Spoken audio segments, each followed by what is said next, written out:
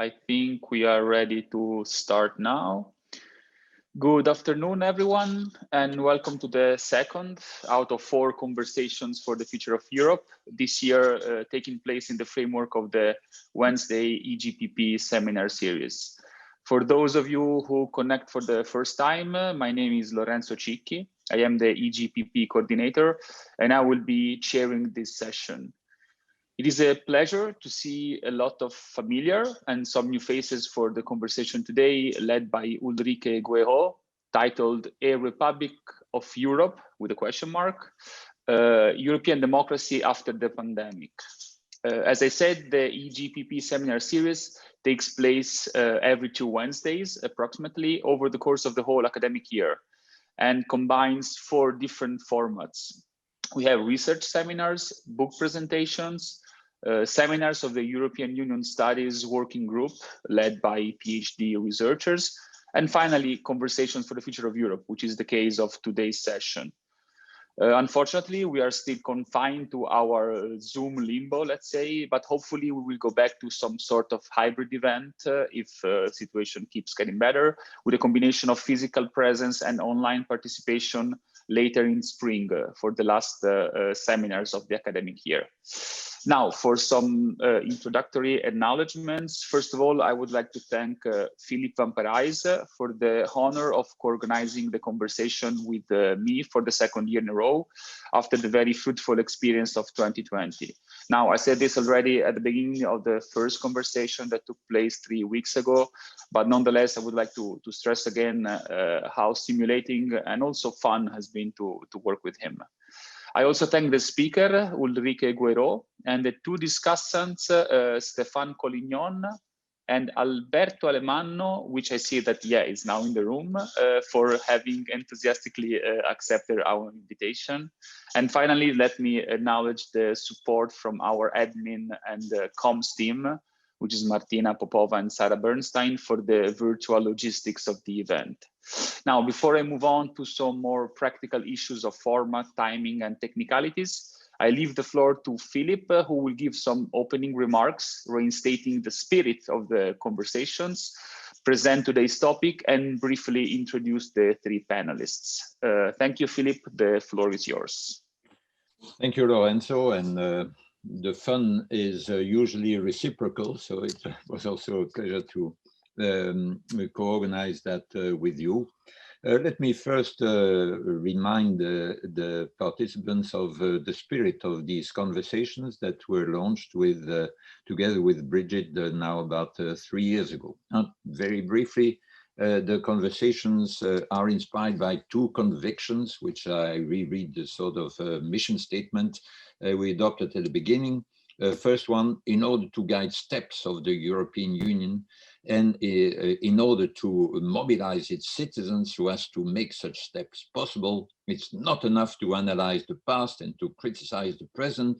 It is crucial to concoct concrete proposals for a better future and to subject them to nonsense multidisciplinary discussion. That's the first conviction. Second one is that the concern for concreteness and political feasibility should be present throughout, but also that the concern for feasibility is compatible with boldness. Indeed, it may require it. So today, this combination between the 2 convictions will be easy to realize, because there is something concrete that is going to happen from starting in a few days, namely this conference on the future of the European Union, with which many hopes are connected, also a number of fears. Fear in particular that it may disappoint the European citizens. That's the concrete connection with what's going on right now. But at the same time, we want to connect that with boldness. And there are a number of bold ideas around, a number of bold manifestos, but perhaps one of the boldest is the one with which Ulrike Guérot is associated. And so what we invite you, all of you together to think together about today is on how the ambition of a post-national conception of citizenship, which is advocated by Ulrike, can and must be inspired the conference on the future of the European Union. Won't be longer on the theme, and I'll just quickly introduce our three speakers. So Ulrike Guérot is currently head of the Department for European Policy and the Study of Democracy at the Danube-Donau University Krems in Austria. She is also the founder, co-founder, and the director in 2014 of the European Democracy Lab in Berlin. She studied mainly at the University of Münster, also more briefly at Sciences Po in Paris. She worked for a number of different associations, including one to which I'll return in a minute, which is the Association for the Monetary Union of Europe, but also for Notre Europe. Then she founded and directed the Berlin office of the European Council of Foreign Relations. That was, at least initially, mainly funded by the Soros Foundation, I believe. And then she published in 2013 a memorable, together with Robert Menasse, Austrian novelist, the Manifesto for a European Republic. Since then, she's been active as an academic, but also as a European activist, and published a number of books, including one I have here on my desk, Warum Europa eine Republik werden muss, eine politische Utopie, also available in English on why Europe needs to become a republic. Since then, she published a number of other books on Der neue Bürgerkrieg, the new civil war, the open Europe and its enemies, a very Popperian title. Karl Popper's Open Society and Its Enemies. She published another book more recently on Was ist die Nation, and also one on the burial of the Enlightenment. So that's briefly presented Ulrike Guérot, and she'll present her bold views that will then be critically discussed, but I suspect also partly sympathetically discussed by our two commentators. Alberto Alemanno is a professor of EU law at HEC Paris since 2009. He also has a bizarre title at NYU, in New York University, which is a global clinical professor of law. And clinical, you would associate that with professors of medicine, but that also exists in law, apparently, and is their director of a public interest clinic program that aims to train civic advocates. So that's the clinic aspect of it. He took his laurea from the University of Turin, a master's degree in law from Harvard, and his doctorate from Bocconi in Milan. Apart from all his academic activities, including being, for example, editor-in-chief of the European Journal of Risk Regulation, pretty technical matters. Apart from that, he's active in many civil society associations, initiatives, such as European Alternatives, The Good Lobby, We Move Europe, etc. He recently published two books, Reinventing Legal Education, published by Cambridge University Press, and also Lobbying for Change, subtitle, Find Your Voice to Create a Better Society. That's Alberto Alemanno, briefly presented. Finally, Stefan Collignon is Professore Ordinario, also a weird expression, but not as weird. Ordinary is not as weird as clinical, but we are getting used to it. So it's Professore Ordinario at the Sant'Anna School of Advanced Studies in Pisa since 2007. He studied at the Freie Universität in Berlin, where he got his doctorate and his habilitation. He had then a very diverse career in the private sector in part, also in Germany's Ministry of Finance, and was then Director of Research and Communication in the association just mentioned before in connection with Ulrike, the Association for the Monetary Union of Europe, where he was active for about 10 years until 98. Since then, he's been a visiting professor in many places, in particular at the European Institute of the LSE in London, but also at Harvard, at the College of Europe, and in remote places like Beijing or Bangkok. He is currently working on a book on the political economy of liberty and money. And he was, as he just recalled us before we started, and he was a member of a working group that was active at the European University Institute under the leadership of Giuliano Amato, which tried and could be said successfully to turn the disaster of the rejection of the European Constitutional Treaty, to turn that disaster into what became the Lisbon Treaty that enabled then the European institutions to cope, in particular with the big enlargement that happened in the first decennium of this century. So these are our three speakers today. We look forward to learning from them and being stimulated by them. So back to you, Lorenzo. Thank you, Philip. So now for the format and timing, Ulrike has 15 to 20 minutes for her initial bold proposal, and she will use a PowerPoint for that.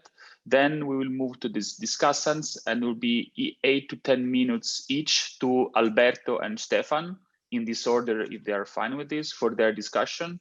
Then if the timing is respected, I will go back to Ulrike for the first reaction on the comments raised by the discussants.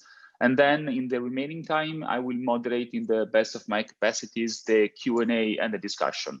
If we go over time and there are plenty of questions, I may also open up the floor to the other participants right after the discussants' input. We'll improvise a bit on this. Now for housekeeping and technicalities, the usual applies. So make sure that your microphone is muted and remember to unmute it when you speak or have a question. And if you can, please keep your video on in order to retain a feeling of presence and community, as we always say. If you want to ask a question, it is preferable that you use the raise of hand button, which you should find at the bottom of your chat box. If you cannot find it, just simply write down your name in the public chat. And in both cases, wait for my acknowledgement, then remember to unmute your microphone and then speak up. I guess most of the people in this room share the experience that one of the most recurring sentence either heard or said over the last year and a half is, "You're muted, I cannot hear you," so remember to unmute yourself. In any case, please refrain from writing the actual question in the chat. It is better if you can formulate the questions directly and engage in a proper discussion. If you have a pressing technical issue, please open up a private chat with either me, Martina Popova, or the EGPP account that you see there. You have Sarah behind it. And finally, I will send a private message to the speaker when she has 5 minutes left, and to the discussants when they have 2 minutes to conclude their intervention. So without further ado, Ulrike, the floor and the screen sharing is yours.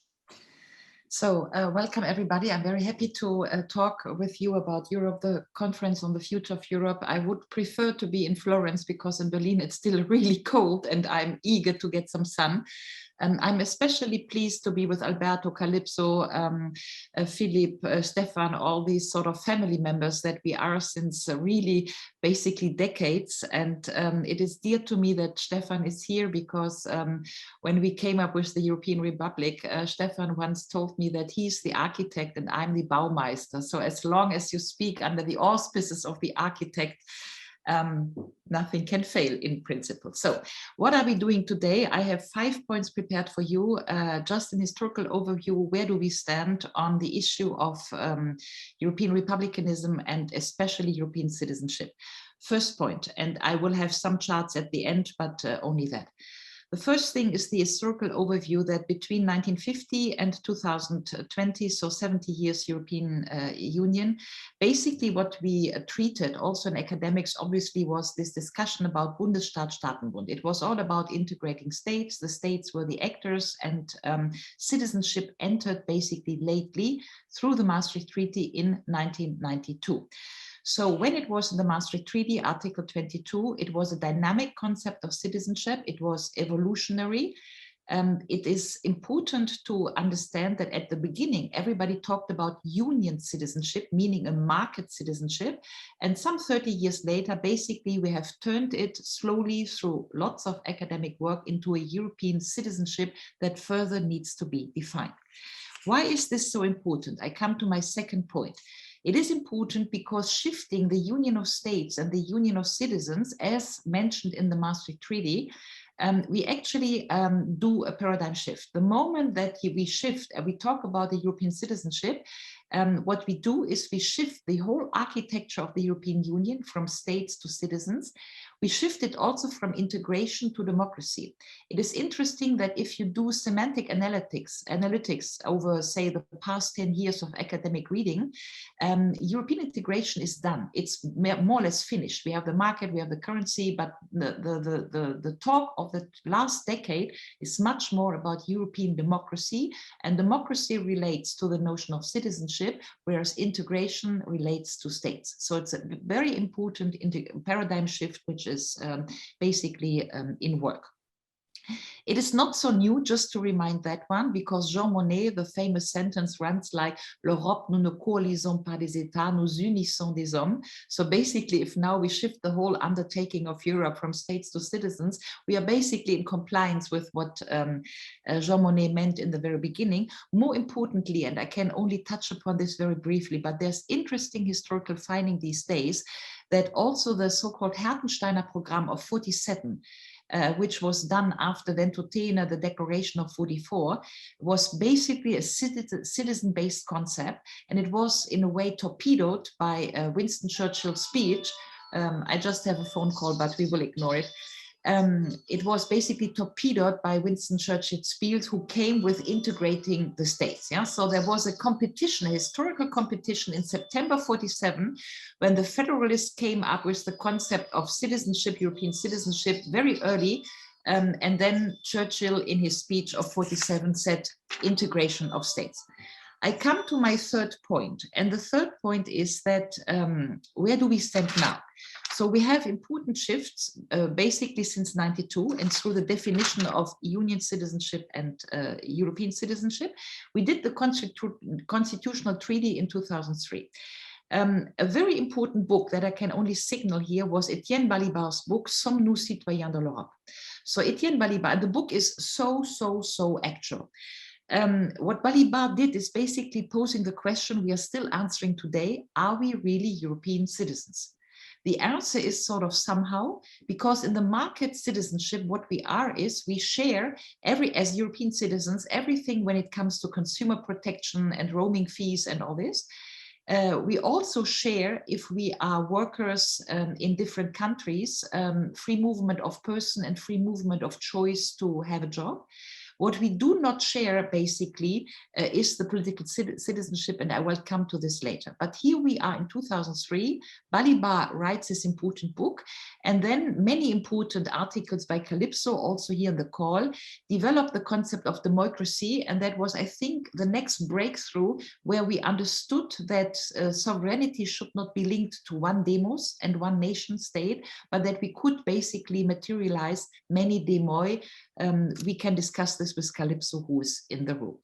So what we did then, and it's important to get the steps ready, is that Samantha Besson came with her basically very historical article of 2007, where she basically made a true shift from union citizenship to European citizenship, and this was 2008. So here we are now, basically at the beginning of the banking crisis, where the notion of a European citizenship, which is more than a market citizenship, which should be political, came basically very few months before the banking crisis and the austerity crisis. And this is important because and that is my fourth point, what happened then? We were so in a moment when we wanted to define a political European citizenship, and then came the banking crisis. So we wanted to have a non-territorial rights affecting citizenship at a moment where the European demoi, or the European citizens, were actually shattered through the banking crisis. You know everything that happened, but what happened is that for the first time we had uprise of European citizens, Ignacio, Stefan Issel, Varoufakis, Diem, basically against the system. Yeah? It's very important, I think, to understand that the moment we wanted to politicize European citizenship, it actually also happened in the real world, because we saw all these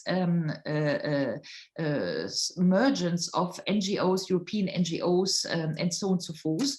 And we had for the first time a dichotomy in the system. Who decides? Is it the council who decides, or is it the citizens who are at least in the streets and who are against the European Council? So I think there was a big momentum in the 2010 sort of decade.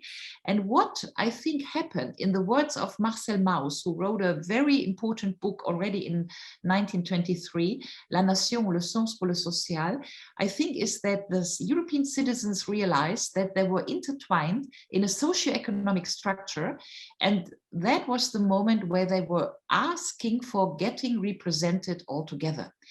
In the theory of Marcel Mauss, this is basically the awareness of becoming a nation. The moment, you know, like transfer union, austerity, you realize that you are in the same socio-economic fabric and you claim to be represented together, then basically it's the moment of awareness to become a nation and equally represented on equal rights and on equal footing.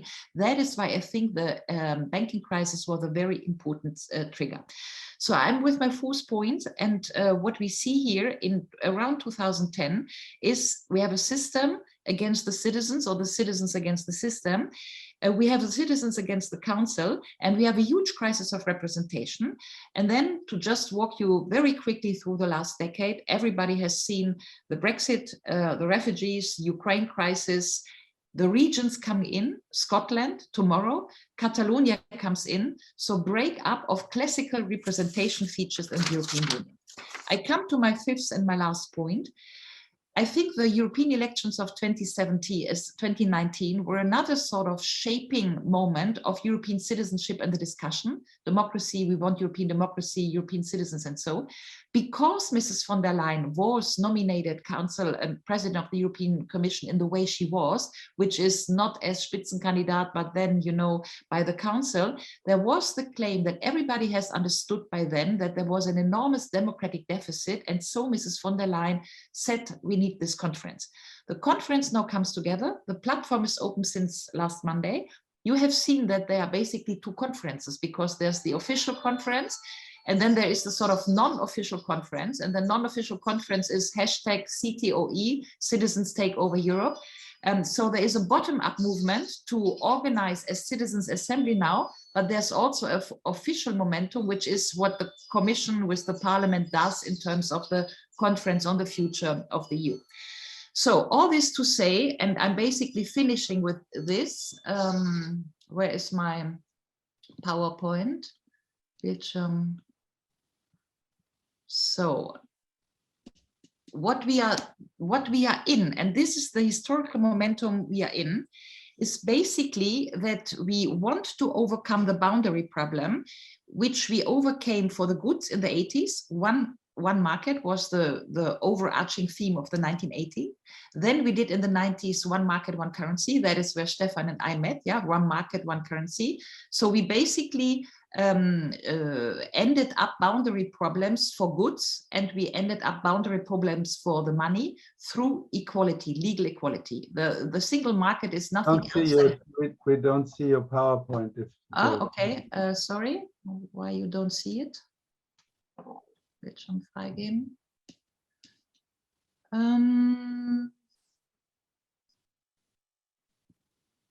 What is happening here? I have it on my screen. You'll have to select share screen at the bottom of the dashboard. I shared my screen. Erweitern. I don't know, it normally works. I thought it's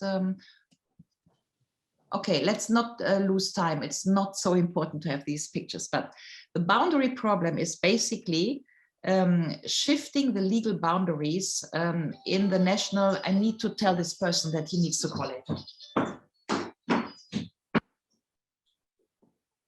Ich kann jetzt leider nicht, ich bin mitten im Zug, bitte eine Stunde.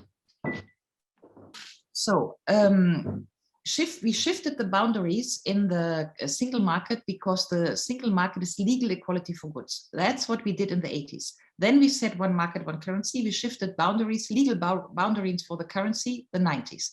Now, the real question is, can we succeed in shifting boundaries in the sense of legal equality for citizens as the last step? One market, one currency, one democracy. Ulrike, you're still doing very well with the timing. So if you want, I can share, I have your PowerPoint. I can share the screen for you, and then you can just say next slide and move on. Okay. Okay, let's see if this works. Get me the second chart, that would be nice. Okay, so just ask Sarah to allow me to share the screen. Great, I can do this. There you go. Can you all see this now? Yes. Super. Great. Give me the second one. Super.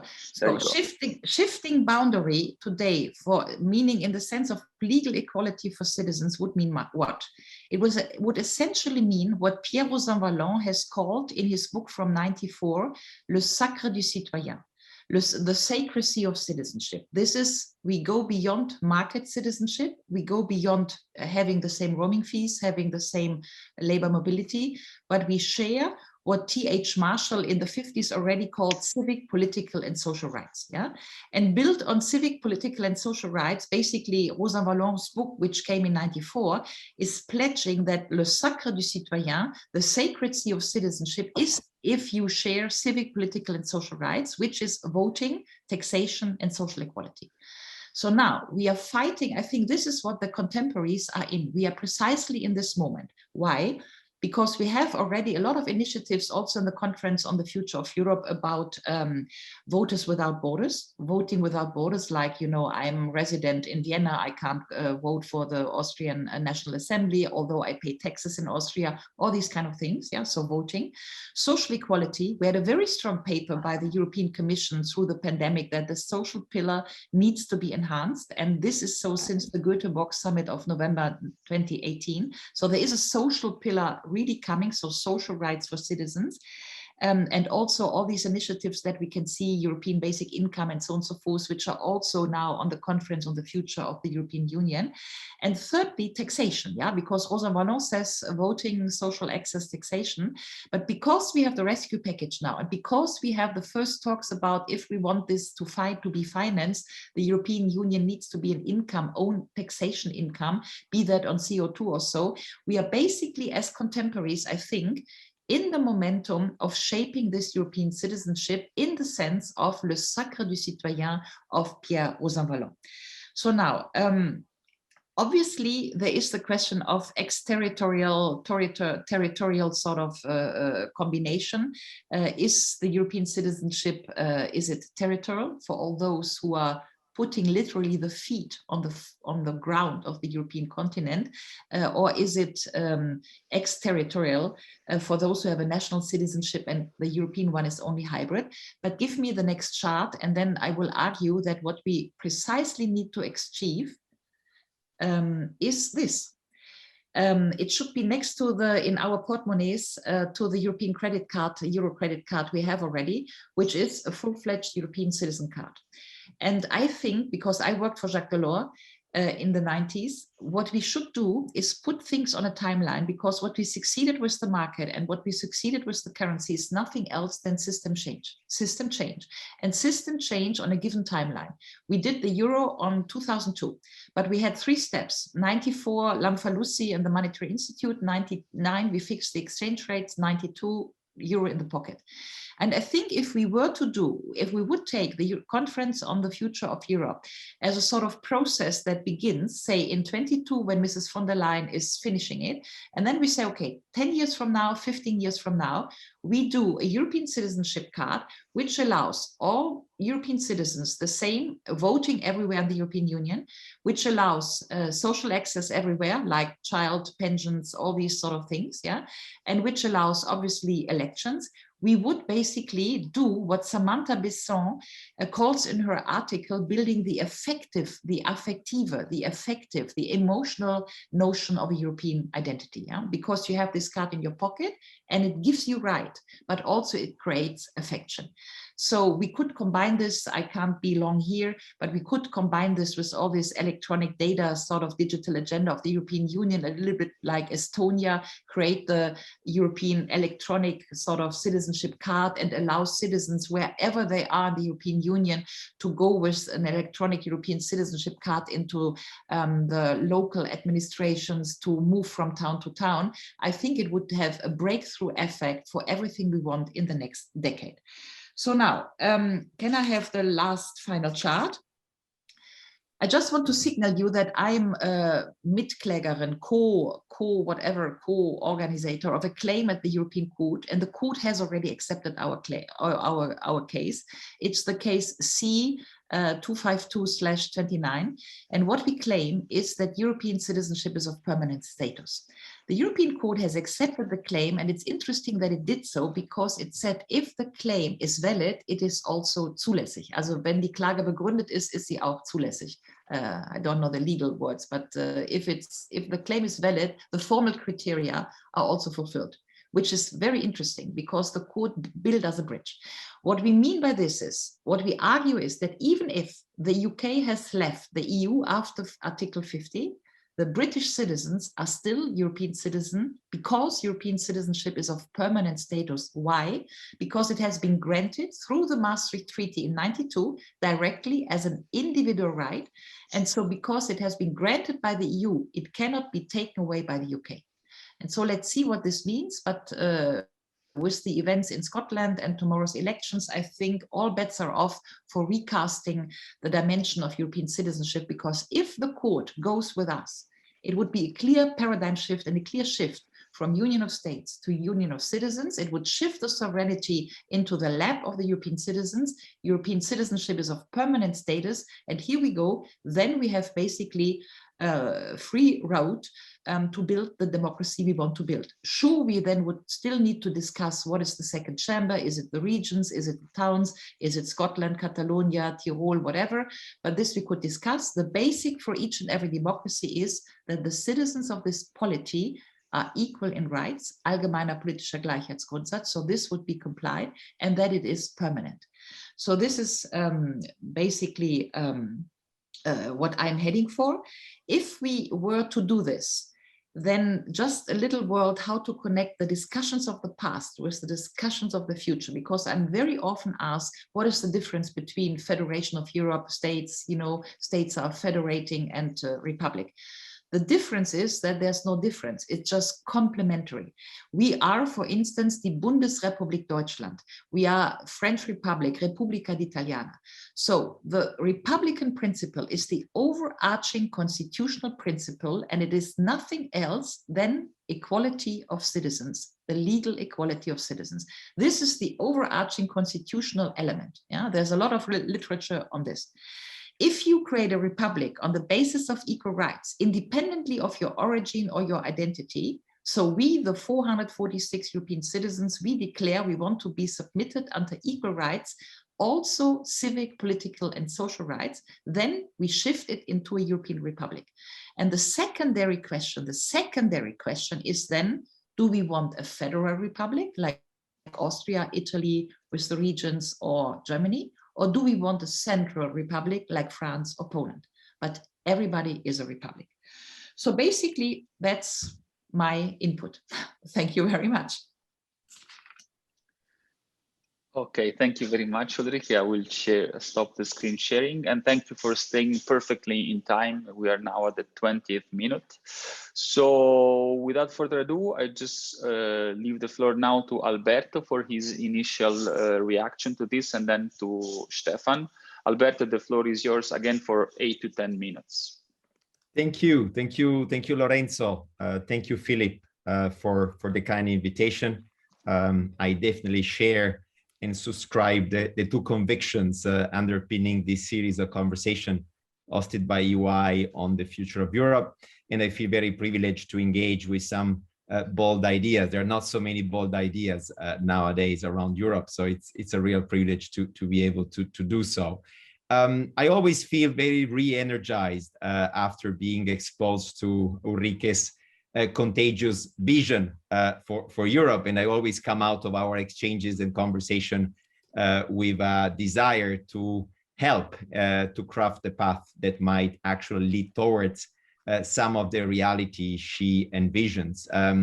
How we turn the EU into a republic. I feel excited about asking myself this question. But first, let me perhaps turn to Ulrike's diagnosis of the state of play. I think it's difficult to disagree with Ulrike, historically rooted and based on a very vast literature review statement that European citizens, their voice, their wishes remain the forgotten unit in the European institutional setup as of today.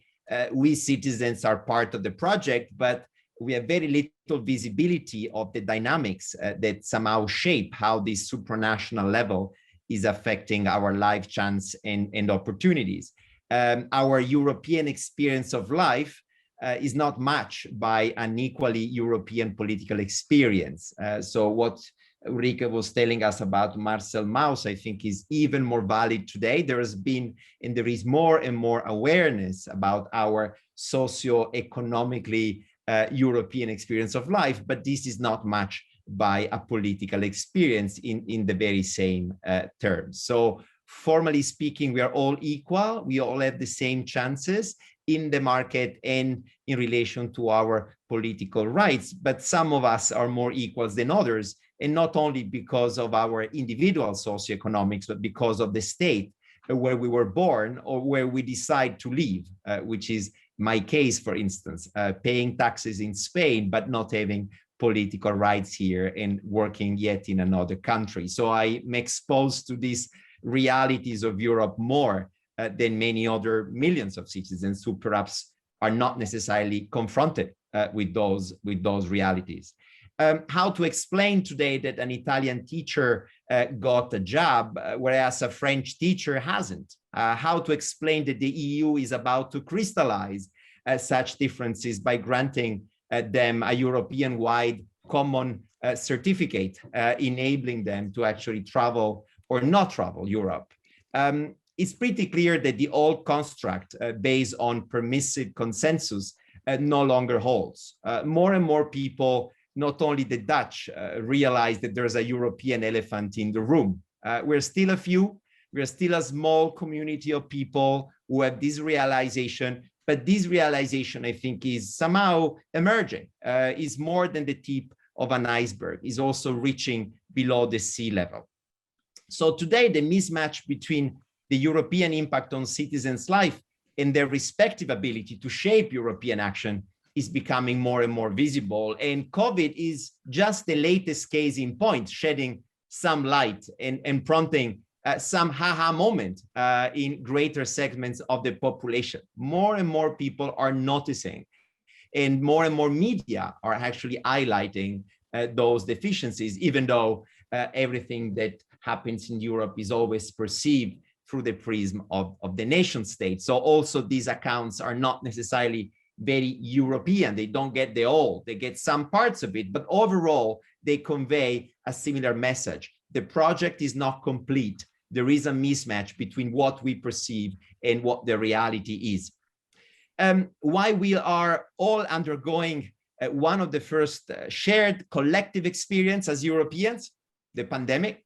We have realized firsthand that we are citizens of the country we reside and live in, because we are subject to very different measures, different restrictions, despite the fact that our regions might actually have exactly the same rate of contagious. So we have the same rate of infected, but the restrictions adopted are very different. Yet we are all European in principle, with the same terms, same rights, same privileges.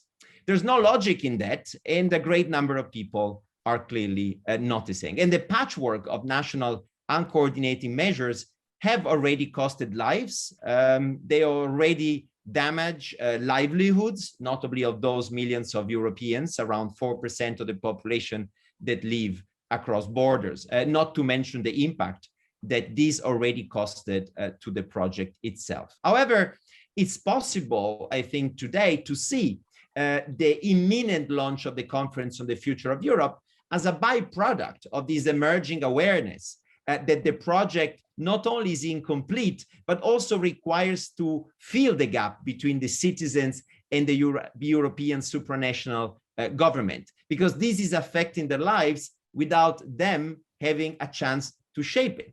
So again, they're a contributing factor in raising awareness, self-reflection, at least in this particular stage.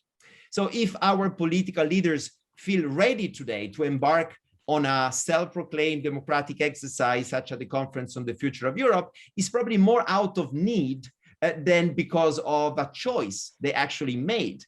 There's a lot of inertia. This is a process that had to occur somehow. There's something inevitable in it, and nobody seems able to stop it, despite the reticence that many European countries have and have expressed with their governments in the Council against this exercise. I find it this somehow fascinating and somehow different than the experience we all underwent 20 years ago with the Constitutional Treaty. In other words, there seemed to be an irreversible process that will make the limits of the EU more and more visible to a greater community of citizens. Every crisis has been pushing the truth closer to public awareness. And this is positive. This is making the process more mature because it's more own, it's more visible, it's somehow more intelligible. But obviously, as Philippe was anticipating, this is also a dangerous game, given the fact that the EU continues to lack the two democratic critical infrastructure that would enable us to move and to shift towards a republic. On the one hand, we lack a pan-European media sphere, and on the other hand, we lack genuine European political parties that actually could be the bridge towards that vision.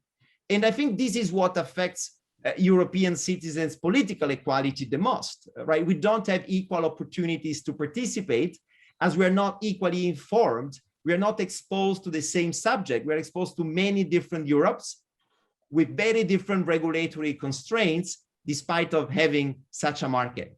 And we're not able to equally express our voices, because the way in which we position ourselves vis-a-vis Europe as a subject are extremely contextualized into that particular context, national competition. In other words, how can Europeans become active in the European political space if such a space does not exist yet? How can they meet? How can they organize? How can we have a political conversation instead of 27 in parallel? We are forced to have those pan-European conversations, but again, we don't have the two critical infrastructures that enable us to have this idea voiced, confronted, competing one against the other. And this is what led me to argue that Europe, in order to become a republic, or at least get out of the current impasse, must be leveled up. And for leveling up here, I refer to the need to embrace power-shifting structural reforms capable of prompting the creation of a European democratic critical infrastructure. How can we have a European public sphere, and how we can have how can we have genuine political parties at the European level capable of collecting, accommodating different visions of Europe, and then feeding them into an electoral competition. What is tragic about Europe is that there are, at the moment, efforts taken towards, for instance, the reform of our electoral law.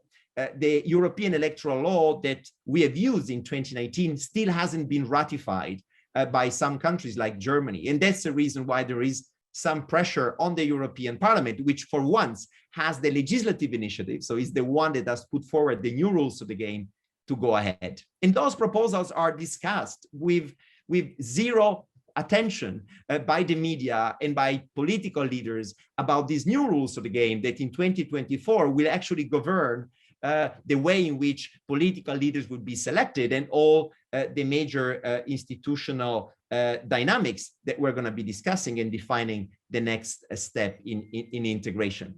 There's a current debate in the parliament, which probably occupies 20 members of the European Parliament, no more, on whether we should Europeanize the electoral competition, Spitzenkandidaten, transnational list, or whether we should Europeanize the electoral actors, so the European political parties. And there's a vast, I would say, majority of members of parliament and observers that really think that the future is about Europeanizing the electoral competition as opposed to Europeanize the national parties through the creation of genuine European political parties. And I think this is a bit of a missed opportunity. First of all, not to have a public debate about the merits of both approaches, because both of them, they would give an important contribution in nudging the political forces and the media to Europeanize the political space. And this is exactly what is, I think, the major cause of regression, or at least lack of progress on the major issues affecting Europe. The fact that we are not really creating the conditions for having the emergence of competing visions of Europe in the electoral space with actors capable of pushing, advocating for them, and allowing all of us as citizens to position ourselves vis-a-vis those issues. However, if we don't get this in critical infrastructure, I think it would be very difficult to get out of this impasse and to get closer to Ulrike's vision, which I didn't even engage with, because I think there are a lot of pre-processes, pre-steps we need to engage into in order to be able to discuss the merits of the proposal as put forward by Ulrike. But certainly this is direction. We need to accelerate this process of awareness raising. We need to empower individuals and movements to actually shape the different Europes that might exist and already coexist in Europe from the bottom up. If the conference on the future of Europe will be a success, I think will be judged upon its ability to prompt and trigger and accelerate some of these processes by making even more intelligible and clear the need for engaging into such a conversation in order to force all European political leaders and political institutions by 2024 to actually say, well, we need to position ourselves in relation to those issues. How we're going to get there, how we're going to somehow take advantage of this unique opportunity, which would be very short, just a matter of months, is basically what we should focus on at the moment. It's a real opportunity, and it would be a pity not to be constructive about and extremely strategic by connecting the dots and mobilizing many of the ideas that are present in this virtual room. Back to you, Lorenzo, and thank you again for the opportunity. Thank you, Alberto. Slightly over time, but still okay.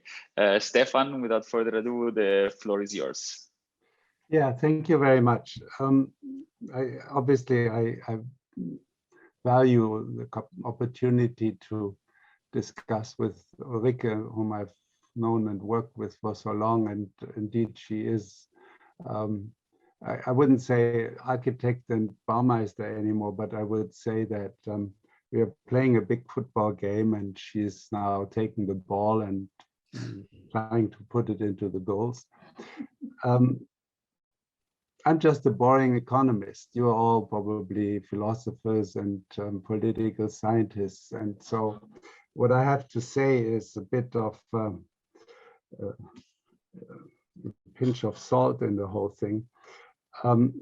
Ulrike very smartly emphasizes that she places herself in the tradition of citizens, democracy, and Jean Monnet, and puts that against the Churchill vision. Okay, I don't need to talk too much about Churchill vision because that has been realized by Brexit quite successfully. But I would rather like to talk about why the Monnet vision has failed. And I think it has, well, it has both failed and succeeded.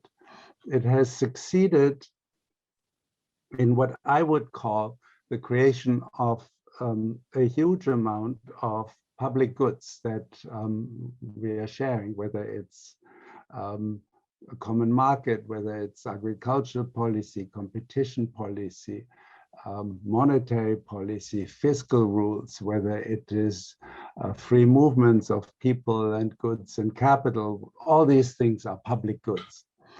And the Monnet method was successful in achieving that, probably through this neo-functionalist domino theory, which in reality has worked. And this is also why Alberto is right to point out that every crisis has been an accelerator in many ways. However, I think Monnet has failed, not as much as Spinelli, but he has failed in so far as the community method has not really helped to build up a perception of European, what Ulrike would call citizenship, or in fact, it has opened the way to the intergovernmental cooperation between governments. And I think behind that, there is a deeper philosophical issue. Ulrike mentioned en passant Popper and the open society. I think actually Popper's big idea was this distinction between holism and individualism. And holism is communitarianism. And the path that Ulrike is taking, to my great regret, by referring to Balibar and to Calypso's democracy, is effectively in line with Monnet, the communitarian dimension, which is the holistic aspect, which is creating closed societies and not open societies. And it's not the individualistic approach of an open society. What do I mean by that? I mean that by looking at the communitarian, you are emphasizing the identity, the cultural symbols, methods, the things that give identity to people with which they identify, so that they say, I belong to Germany, I am German, I am belonging to Italy, that kind of thing. And it is not, I am the owner of Italy, I am the owner of Germany as an individual citizen. And that creates the boundaries, that creates the limitations to a different view. Now, what could the different view be? I think, as the boring economist that I am, I refer to these public goods that we have joined and that we have created for good reasons, because they give us benefits, utilities, and we are sharing these public goods. And I believe that there is a way of reinterpreting republicanism from the perspective of public goods. Public goods I translate as res publica, and that is our republic. That is what we own together. But the issue is ownership rather than identity. And with the issue of ownership, there is the decisive criteria of interest rather than feeling. And so it's not about, do I feel European? Do I have a citizenship because I have this kind of identity? Or is it, do I have, and on that side, I'm totally with Ulrike, do I have rights that give me the capacity to defend my interests as an owner of public goods. Now, the important thing is that you have to look at the different levels of ownership. Public goods are defined by their externality, and they don't affect everyone in the same way. What are European public goods are those public goods, those policy areas, which affect all European citizens, members of the European Union. And there are other public goods that are much more local, national, local, and so on. Just like I can have a bicycle and be the owner of a bicycle and of a car, in a similar way, I am an owner of the public goods that the city of Paris is providing to me because I live in Paris, and the public goods that the nation state provides, and the European state or the European Union as public goods, they affect us all. The question then for the future of Europe, from my point of view, is not so much how do we shift the power as such, as if power would be the crucial issue. My ambition would be much more limited. It is like, how can we manage the public goods that we have more efficiently? And of course, we should have always a debate whether certain public goods are really European or not European, or whether there are other things that are really European public goods and therefore should be governed by a European structure. So it's around this issue of how can we make it more efficient, and that's where intergovernmentalism is a block. That is where we have seen again and again that intergovernmentalism can be a delaying and blocking element, and it does not allow us to respond sufficiently rapidly. Now, personally, I have had a preference or inclination to a more centralized republicanism. But I must say, with the Corona crisis, I have put this into question for myself, because quite clearly it was appropriate to manage this in a more decentralized way. And also we have seen that centralizing decision-making in incompetent hands has not helped at all. And in fact, discredited many of the European initiatives. So in that sense, the issue is how can you make it more efficient? And I think the issue of voting without borders is important, as Ulrike pointed out, Rosan Vallon's idea. But what it means is you need to vote about decision-making regarding the governance of European public goods. It is not that we're all Europeans, we all need to vote about everything, everywhere, and anything. No, it is, we have public goods. Are we going to decide that they should be run like this or like that? The problem is, in the present system, let's say take the Greek crisis, that the Germans had to vote for the Greek or whatever. And then, yes, of course, if you had a debate and there would be an open discussion, it might be that the European economic government would have taken decisions and maybe different to the ones that we had when there was veto players in the council. But I think the important issue in terms of the democracy of the European Republic is that the policy-making body, the polity, should on the one hand match the epistemic constituency that is behind the decision-making for these specific European public goods, and therefore it should only be focused on the issues that are European public goods. And that is the European level, and everything else is a different matter that could be decided differently.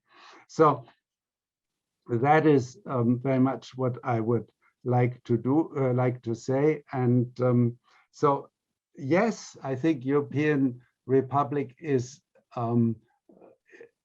could be a way out of the dilemmas we are facing and have confronted now for decades. But it requires also that we rethink the whole idea of republicanism at the European level. Thank you. Thank you, Stefan. I think we can maybe go back now to Ulrike for a reaction to the many comments and points from the two discussants. And in the meantime, the other participants, if you want to already signal that you want to intervene, raise your hand. Okay, I have already Rainer. So let's say maybe 5 minutes, not more than that, to Ulrike for the first initial reaction, and then maybe you can get to the other points at a later stage. Thank you, Ulrike. Okay, so thank you very much for giving me all these feedback and comments. It's you know, they come from friends. Alberto, Stefan are my friends, so it's and I see everything you say. Let me just walk through a couple of points. Yeah, I hear this indeed many times, this sort of yes but, yes, I like your idea but, yeah, and I come to think, and perhaps it's just because I'm getting older and have less time, cancel the but. Let's cancel the but. Yeah, I mean, let's cancel the but. That would be a little bit my remark to Alberto, because obviously I see the buts. I see all these buts, yeah, so many buts. And I see this lack of public opinion and so, but I'm deeply convinced that if you want something and you put your energy behind and your heart, then you can make it happen. I mean, perhaps I'm clearly utopian in this sense, that is, you know, let's go there. But especially in times we are in pandemic, sort of, where's the sort of Leuchtturm, where's the star at the horizon? What should be the one thing we should get out of this conference? For me, it would be, get me this citizen card, get me legal equality for citizens. I posted it, by the way, on the platform of the EU Commission, I posted it. So perhaps, let's see.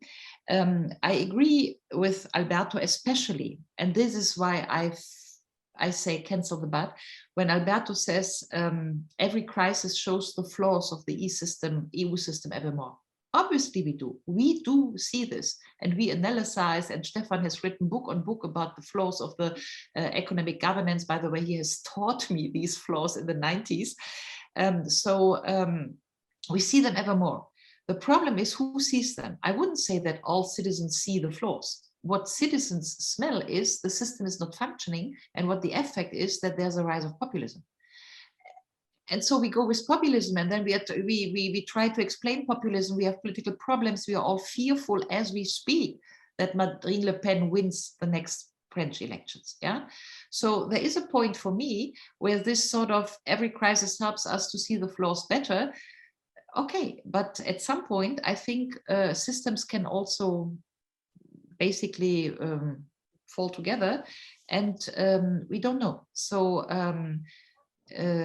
emphasis for me is just important, and that's why cancel the but would just be my perhaps secret feeling.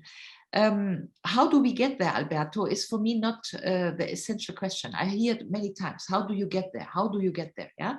So to be sure, I do not imagine a second that we will see Sebastian Kurz with Mrs. Merkel, with Mr. Macron, and who else sitting Draghi in a European Council setting, and they sign the treaty, the constitutional treaty of the European Republic. Never ever. Yeah.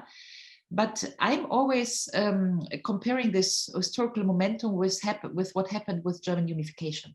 We talked 40 years about unification, and it didn't come. It didn't come because Mr. Kohl and Mr. Honecker decided to do a constitutional union treaty.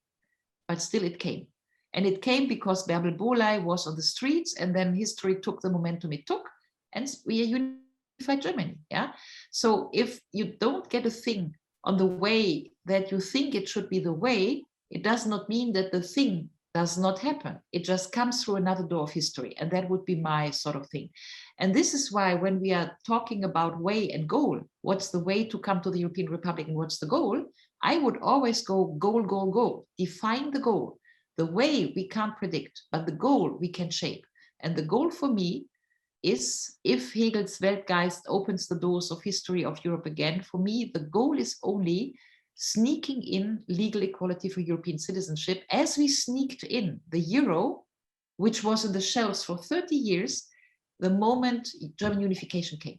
So for me, it's basically European Republic, the design for day X+1, when something happens to the EU system that we don't control, and we need the thing on the shelves that we pull out to say, now this. And that for me would be legal equality. So now to Stefan. Jean Monnet has failed. Yes, I can also see this. Yeah, I'm now basically 30 years into European studies, European policy activism, and sort of this spillover neo-functional method, economic integration will lead to political integration. Tell me, give me a break. Yeah, it just didn't happen. We all can see this. Yeah, and so basically.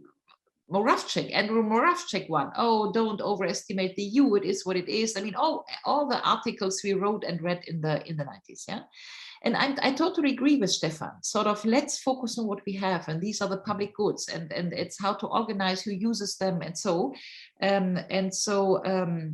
but let's focus one sentence on this approach through goods.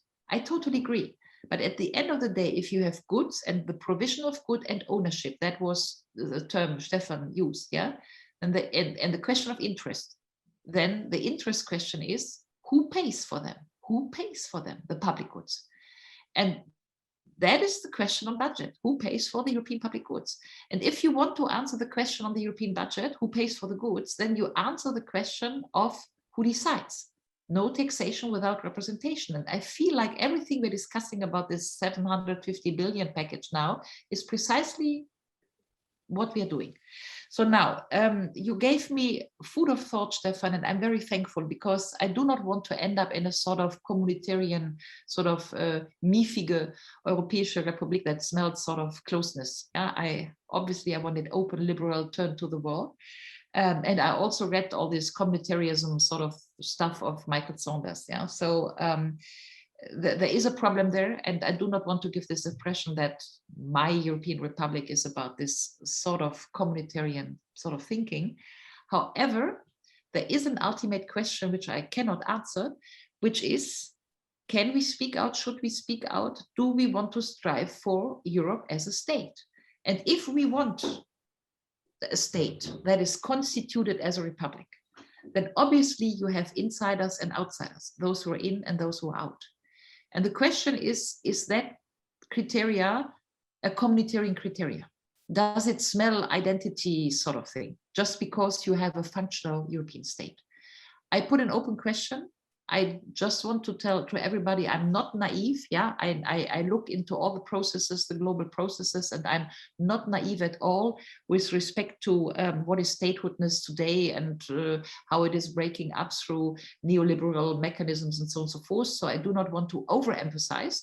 But if we look at the pandemic, and this is the theme for today, Europe after the pandemic, we need to acknowledge, you like it or not, that the United States, who is a state, and who's putting trillions of money in an amazing way now, and China, who is a state, even a totalitarian one, are basically coming out of the crisis better. So you could make the argument that it's because Europe is not a state that it does not get its acts together in so many policy areas. And that's what we have been observing, not only in this pandemic, but in many crises before. So the question, I think, is still on the table. Thank you, Ulrike. I have 4 hands up. I will take them in the order that they were raised, and maybe we'll group questions by 3. So first, in this order, Rainer, then Adrienne, then Philip, then we will go back to Ulrike for a reaction, and then after that, Calypso. Rainer. Yeah, thanks, Ulrike. This is certainly inspiring and bold by any standards, but since we are in a conversation rather than in a campaign, I think we can't cancel the but. So the point of the conversation will be to raise the buts, and I will try to do so, even if you may think this is pouring cold water on necessary enthusiasm. But so I have 2 questions. One is, how desirable is your vision? And the second one, still also Stefan's question, how could it come about? Right? On the first question, the desirability, you know, I feel that what the European Republic, as you describe it, would be is it would turn Europe into a superpower on the global stage. It would create an integrated state, but it would not be necessarily cosmopolitan. It wouldn't be innovative. It would do something that we have seen before happen in the emergence of the United States as a superpower. How would that be a progressive vision from a cosmopolitan global perspective? What it would do is it would create something that it would abolish something that is already there and that is innovative about the EU, which is that it's both a supranational polity, but it hasn't abolished the international identity of its member states that are still members of the United Nations. What I haven't heard from you is what would happen in your superstate with the international identity of the member states. All states have abolished the international identity of their component units. The EU hasn't done this. And that's innovative because it serves as a model for other places in the earth that could also have already formed regional unions of states that remain independent states in the UN system. Wouldn't that be a much more progressive vision on a global scale if we see many unions of states around the world to create a middle level between the global level and the nation state level and transform the nation state system as such, rather than just reinforcing it by creating a European superstate? So that's my first question about desirability. The second one is desirable for whom? I like the idea of an EU citizen card, but the rights that you emphasized you would put in there are the rights of mobile EU citizens. And that, to my mind, has been a flaw of EU citizenship, that it was exclusively focused on the rights of the mobiles. What we have seen, and that's what populism is about, a counter-reaction, the mobilization of the sedentary European citizens. How are you going to explain what the benefits of your EU republic and citizen card are for the large majority of the sedentary Europeans that don't see even the current rights of EU citizenship as being necessarily very beneficial and important for them? They don't care so much about voting across borders as you and Stefan and I do. And finally, the question how to bring it about. I think it's very clear that by democratic standards, it can only be brought about through the democratic will of the separate nation states and their citizens. It would be impossible to have this kind of transformation against overwhelming majorities in any of the member states. So you need to go through the route of democratic conversion in a way inside the member states. And that won't be easy to reach given even through campaigning. It's very hard to imagine how you are going to cross that threshold.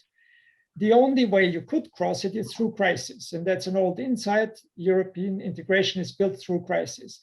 But here the caveat is some crisis, well, we've brought European monetary union, not banking union, but there have been crises that have been deeply divisive. And think about the so-called refugee and migration crisis of 2015. That's a crisis that has actually revealed the lack of solidarity in Europe much more than building, being an opportunity for building towards a European Republic. So I'll stop it there. It was already way too much, but thanks a lot. It's very thought-provoking. Thank you, Rainer, for your comments, perfectly fitting to the spirit that you want to give to these conversations. Adrienne, the floor is yours. Thank you very much for a very stimulating presentation and comments on it.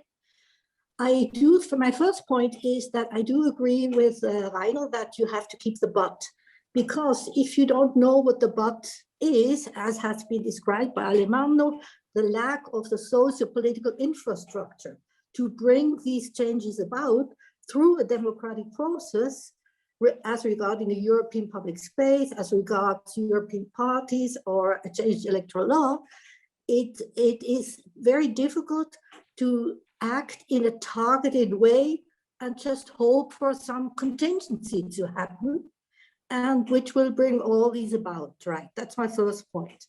The second point is what I find very problematic, actually, is that you say we throw the ball to the ECJ, and the ECJ will bring the change about through court rulings. We know it needs to be a political decision. If we want to go in that way, it can't be court imposed.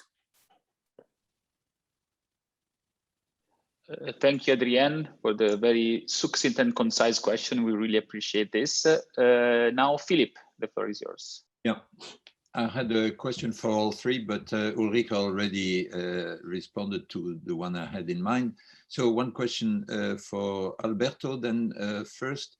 So I would like you to be a bit more explicit about what you think we can reasonably expect from this conference on the future of the European Union, in particular with respect with what you said about the Europeanization of the political space. And so you sketched then two interpretations of what it may mean.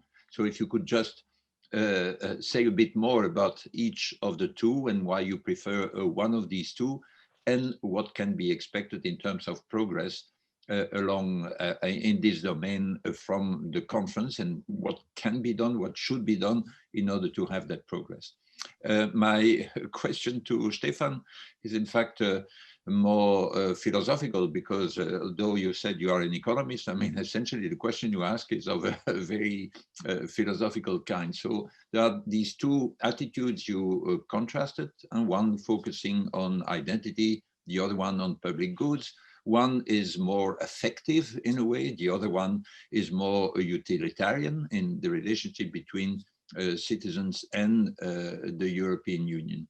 Now, in defense of the more effective one, and of course, we unavoidably have to think about why national identity proved important in the history of our countries. And certainly, although it had many negative aspects, there were two positive aspects, which was one, that is because of this identification that you had a sense of solidarity on which one could draw in order to build transfer systems, so our social security systems on the one hand. So there is the, because of the identity, you can have the solidarity, and because of the identity, you can also have something that can be called patriotism. That is, people saying, well, I'm sacrificing my own personal interest for the good of the community to which I belong.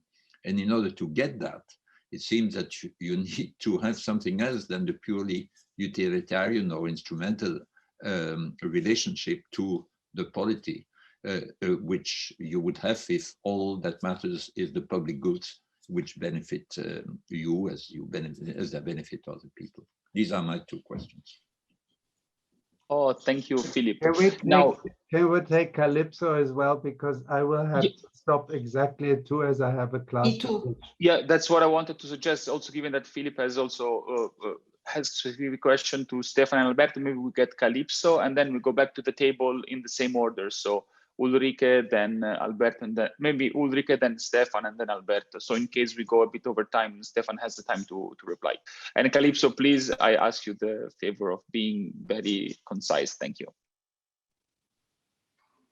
Well, thank you, Stefan, because I did want to say something, since I was provoked by both, obviously, Ulrike's presentation, but also Stefan's, your take on it.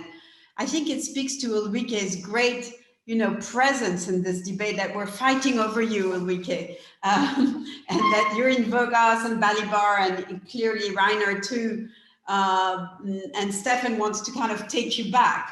And I think in this story, which is both a conceptual story and a very concrete story, it's important to not use the wrong kind of dichotomies. That I really, Stefan, do not think we are talking about communitarian versus individualistic. I think people, the third, and many others do too, is certainly on the communitarian side. And let me just very quickly 3 kind of arguments. First of all, that part of what Reiner was saying is that, communitarianism is in fact reproduced by a strong version of republicanism that you advocate, but at the European level, which is why I read what Ulrike just said more like a soft kind of republicanism. And that's important. So you've got communitarianism, and instead I would just argue that, what Ulrike is talking about, yes, of course, is our citizens card, but European citizens card. But I didn't hear her ask to abolish national identity cards. Indeed,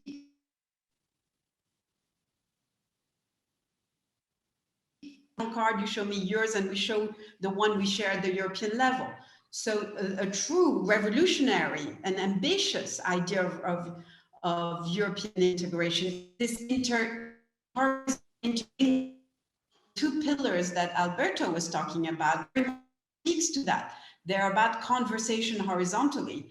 Indeed, the presentation I made last time in this wonderful seminar about the democratic panopticon is indeed about citizens, individuals joining their energy to be the monitoring forces of the state and of the kind of public goods that you're talking about. So democracy is democracy all the way down. Ulrike, I would suggest to call it digital republicanism.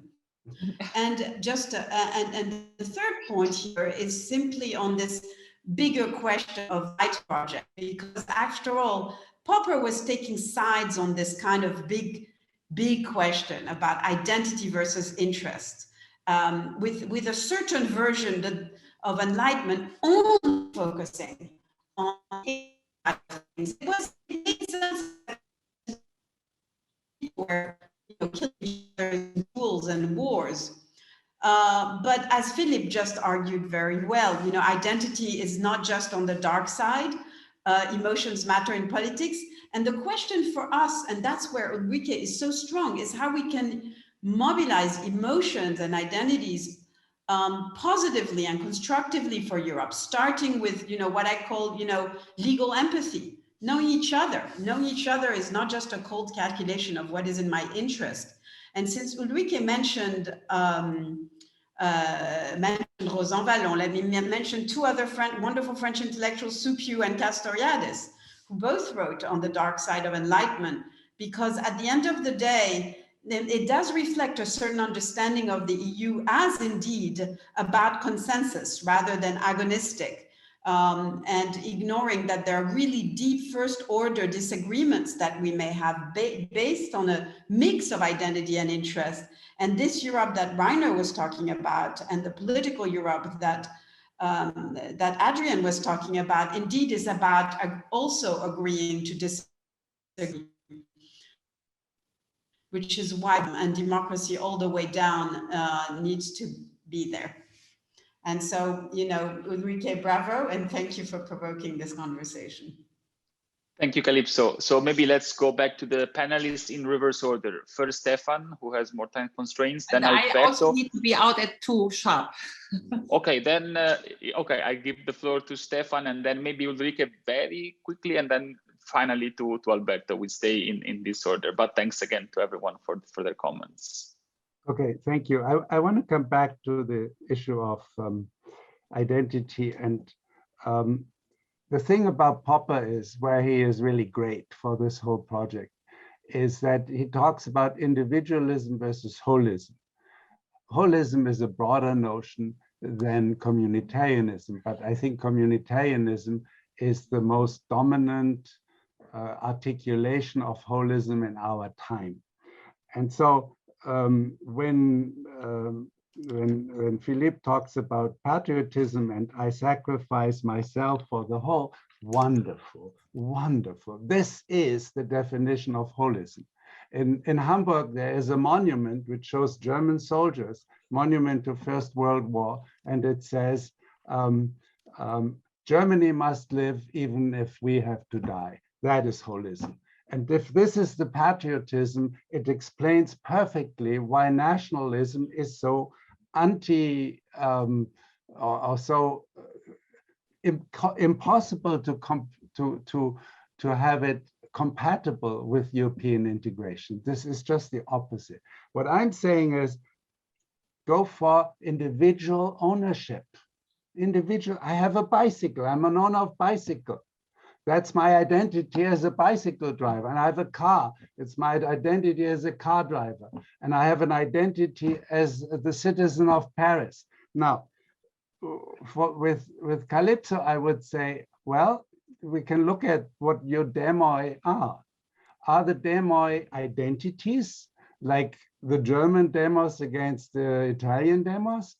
Or is it le peuple de Paris contre le peuple de France? Well, that's a different discussion. But as long as we slice the apple vertically, and in each vertical slice, you have everything from foreign policy all the way down to dealing with kindergartens, then you have identity in terms of communities. What you need to do is, in terms of making it effective instead of affective, is that you need to slice the apple horizontally so that you have effective governance and government for those elements that are public goods that affect everyone on the larger scale and on the lower scale. And this also refers to the UN question and so on. What is special about Europe is that the degree of public goods we have has become so much more intense and so much broader than everything that is traditionally foreign policy. And therefore, the UN can deal with climate change and things like this, but they cannot deal with everything that is European. So that's why we should look at the public good and the reference to that. Thank you. Thank you, Stefan. Ulrike. So thanks to everybody. Rainer, is it desirable? I just want to give you information, but the information is that the Green Party of Germany has the perspective of a federal European Republic in its party program. So if it's green-black or black-green, it will be in the coalition program. That's just an information. So desirable is also makeable if it's in a party program. Actually, I take all the buts. I know all the buts, yeah. I'm a little bit, what I don't like is the framing of superstate and superpower, yeah? Because when we talk about the US or China, we say just power, or we just say state. So I don't need super. I just would be very happy if I get a functioning European state to do precisely what Stefan said, which is effective governance on the public goods. Yeah, so that's everything I want. So when it comes to the UN representation, I'm very relaxed. Yeah, we will see tomorrow what the Scots will do. We will see tomorrow which impact it will have. The Welsh also want to leave. There is Catalonia. I see a lot of rise of the subs, and whether this sort of national identity is still tomorrow's identity in which we will frame an international system, we may see. What I see, if you read all the books of Saskia Sasken, is basically two momentums: citizens, rise of the subs, and towns, network of towns. So I'm basically projecting myself into, say, 2050, and probably we'll have a completely reversed United Nations system, which is more based on citizens and states and regions than on today's nation states. That's a fair guess if we look at some important meta trends. To Vivian, it should not be court imposed. I totally agree. Nevertheless, much of the things we did in the 80s, single market, all this breathtaking sort of court decisions on cognac and pasta and German beer were court inducive, as much as the Euro decisions were court inducive, with everybody going to Karlsruhe against the Euro and so on and so forth. So I'm not saying that the court replaces public opinion, but the court opens doors. And but the most important thing is, I'm just not convinced that there are majorities against. What I experienced in the past 5 years of my working is, if you go, for instance, you go east and you say, let's create Europe on equal legal equality of citizens, those in the east, they say, oh, we go, because then they would be no longer second-class Europeans. Those who don't want are the Western Europeans, yeah? So what I'm saying here, I think we have large silent majorities out there who are much more ahead of discussion than many of the whatever formal EU circles when it comes to legal equality, and to majorities when you say legal equality for European citizens. Thank you very much. I also need to be out sharp. 1 minute left. Sorry, Alberto.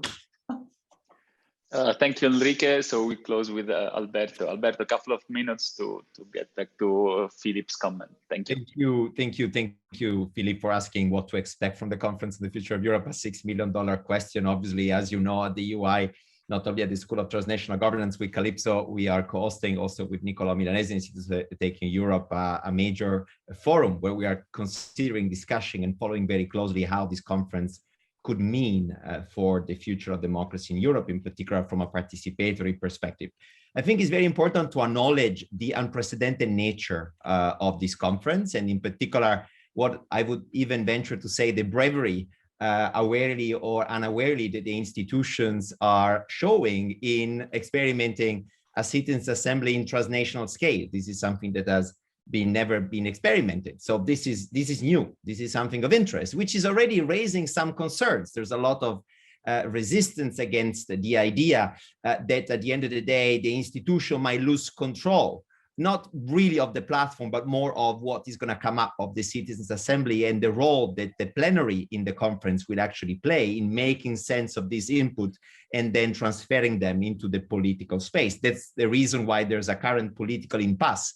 And although we are 4 days away from the official launch of the conference, we still don't know what will be the rules of the game governing the relations among these three levels of the pyramid, right? The platform, the Citizens' Assembly, the plenary itself, and then the political level. However, to answer to your question, I really think that this process, even though it will be short, even though it comes too late, even though it is methodologically not very sound, it will carry the potential to let the genius out of the battle. And we all know that once the genius is out of the battle, it will be very difficult to be put it back. And some of these ideas, including those of Ulrike, will be circulating. They will be amplified. They will reach actors and communities they would not otherwise. And this is probably where the most precious attempt of the conference will be made.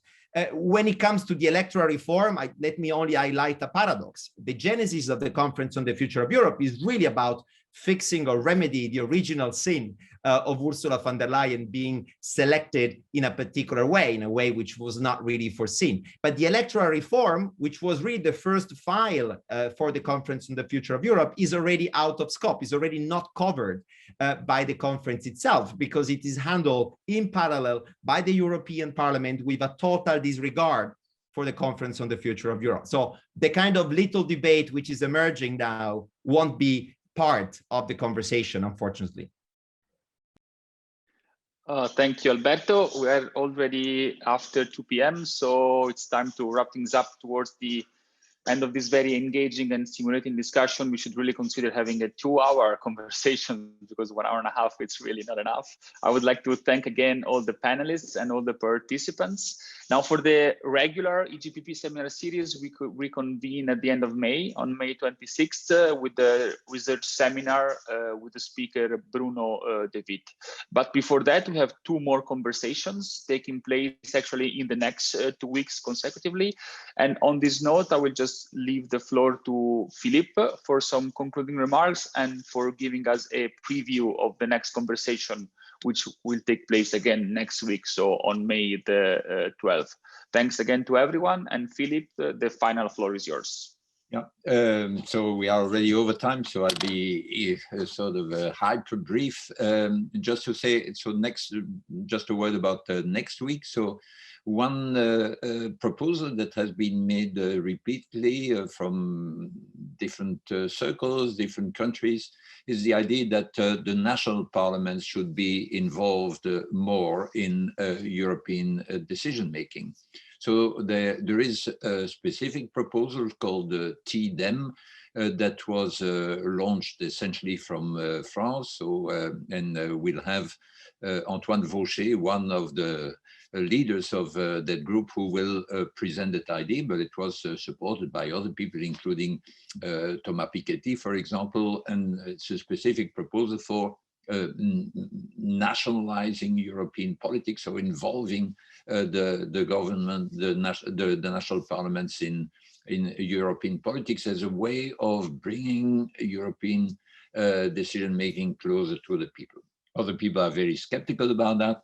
So, but we wanted, to discuss that idea again, making room for all the buts that are necessary, because as was mentioned also by Lorenzo, and so we want a multidisciplinary but also no-nonsense conversation about these proposals, not in order to kill them, but in order to strengthen them by making them sort of immune or more resistant with respect to all the objections that could be made against them. So that's all I say about that. So I see you again in a week's time on the 12th of May.